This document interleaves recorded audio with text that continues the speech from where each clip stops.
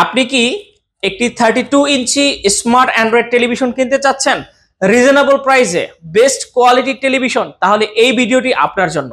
দেখুন, আজ আমি আপনাদেরকে দেখাচ্ছি প্যান্টানিক ব্র্যান্ডের 32 ইঞ্চি স্মার্ট অ্যান্ড্রয়েড ফ্রেমলেস এই টেলিভিশনটি।